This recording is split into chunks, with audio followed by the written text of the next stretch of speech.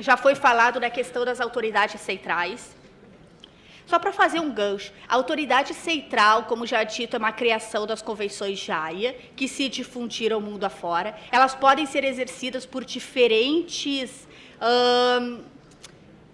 como vou dizer, diferentes organismos ou diferentes instituições, conforme o Estado considerado.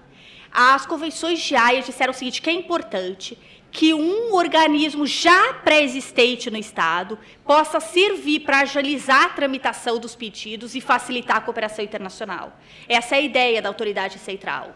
Então, é pegar um organismo que já exista no Estado e torná-lo um facilitador da cooperação. Certo? E a institucionalização e a disseminação das autoridades centrais substituíram a tramitação. O que isso reverte na prática? Já vou chegar lá. Substituíram a tramitação pelas vias diplomáticas.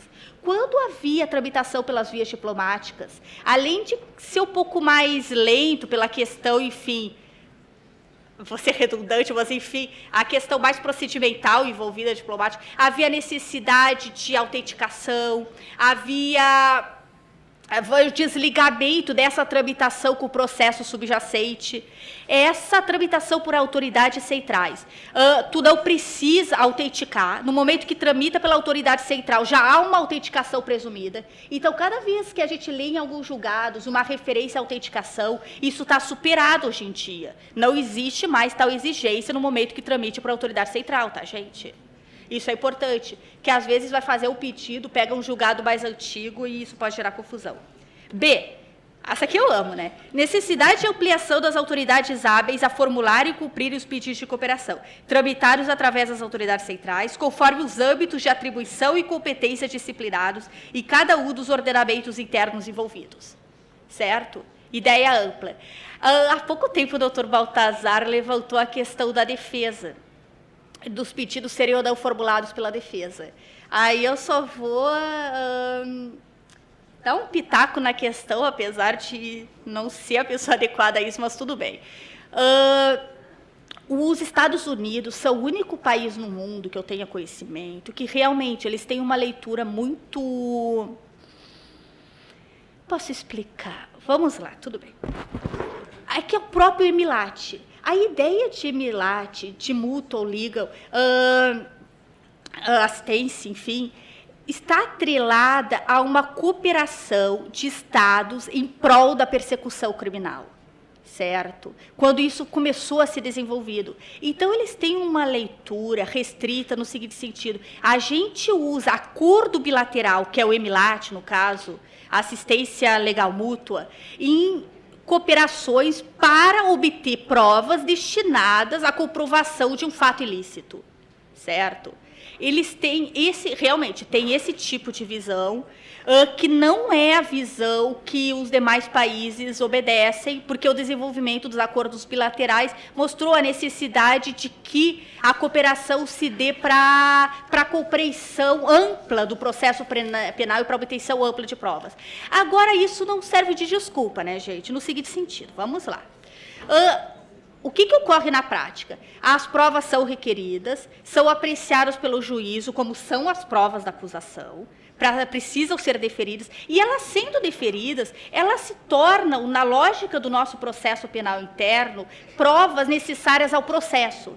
Sendo necessárias ao processo, o juiz pode se encaminhar como autoridade remetente, enfim, no formulário do pedido, para tornar mais fácil sua realização, isso quando envolveu os Estados Unidos especificamente. Mas, enfim, no âmbito interno, a verdade é que esse problema pouco se apresenta.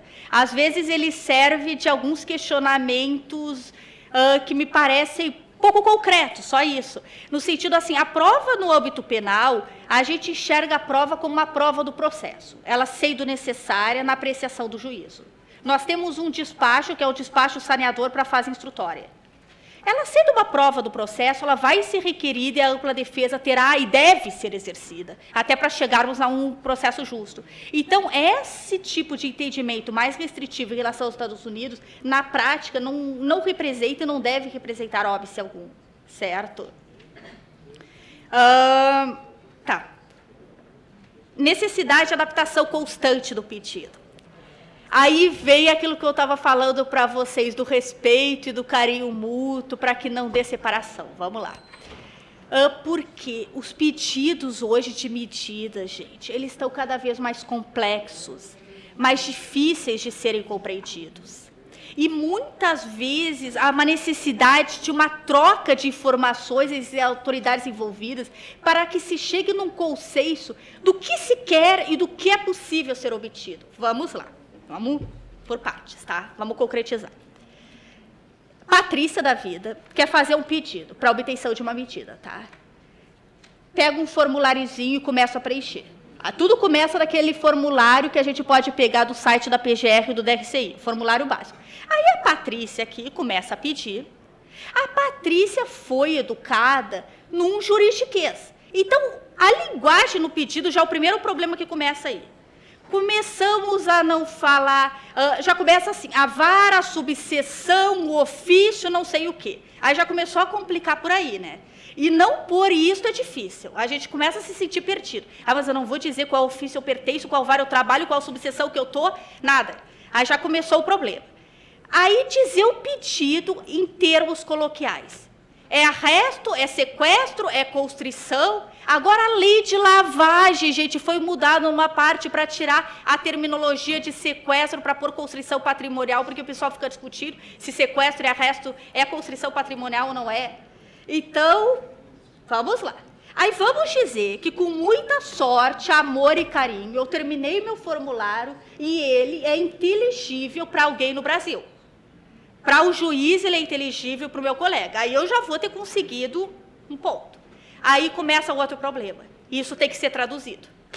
Aí o negócio já afundou de uma forma feia, gente. A tradução, uma tradução competente de termos jurídicos é muito difícil. É difícil.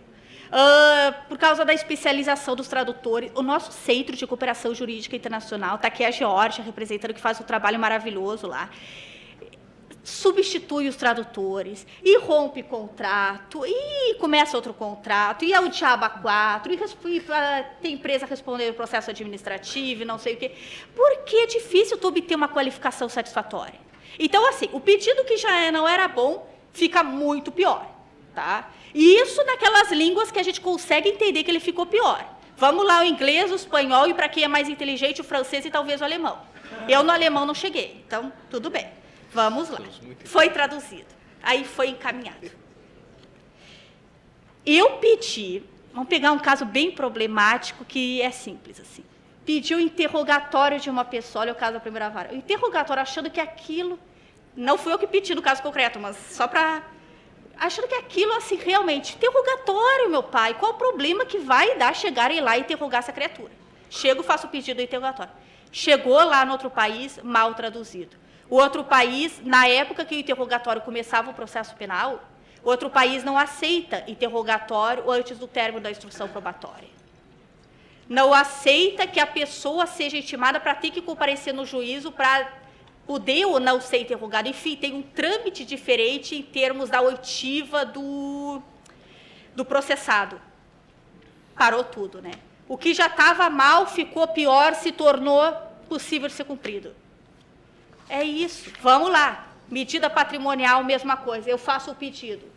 Com a tradução que começa, o cartório, o imóvel está registrado no cartório tal, parece que está no seu país, na província tal. O dinheiro em conta bancária. Extratos bancários. Eu preciso dos extratos bancários dos últimos 5 anos nas instituições desse país.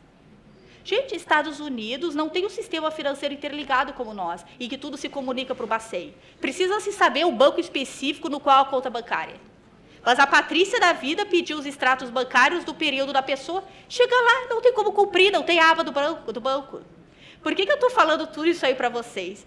Que essa necessidade de compreensão, que a tendência é dar problema e a gente tem que solucionar, ela é intrínseca à cooperação internacional. Por isso que assume importância a gente conseguir realizar contatos diretos. Claro que a nossa autoridade central pode e deve intermediar esses contatos quando necessário, ou não quando necessário, mas, enfim, tentar, na medida das nossas limitações, realizar o contato com o procurador, com o juiz, que esteja com o delegado, com, sei lá, o cartório que está aquele documento, que esteja, assim, com a prova que nós objetivamos quando surgem problemas para tentar esclarecer. Isso, às vezes, parece difícil, mas é muito fácil. Por exemplo, a gente tem uns casos que são países que, em tese, a tradução seria para o alemão, mas eles topam conversar com a gente em inglês, entendem assim o problema, respondem e-mail, tu manda, já responde, e te explica o porquê que teu pedido não tem como ser atendido se tem. Quais são as limitações? Às vezes são pequenas questões de adaptação de processo que tranca tudo. Então, essa disponibilização para que saiba assim, o processo parou, a gente não está obtendo resposta, vamos tentar ver o que aconteceu. E talvez o contato direto seja uma forma de solucionar isso. Certo? A adaptação constante por causa disso. Porque, a partir dessa troca, a gente pode chegar à conclusão, olha, meu pedido tem que ser mais limitado, tem que ser maior. Uma coisa que eu juro que eu não consigo entender até hoje, assim, por que não me atendem, mas eu acho ainda que é um problema meu. Acho não, eu tenho certeza, porque se não me atenderam mais de uma vez, é um problema meu.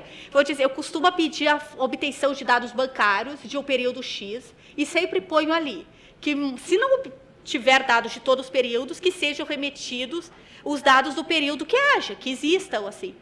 Mas 1, 2, 3 vem uma resposta. Não temos dados do período solicitado, ou porque a conta foi aberta em tal data.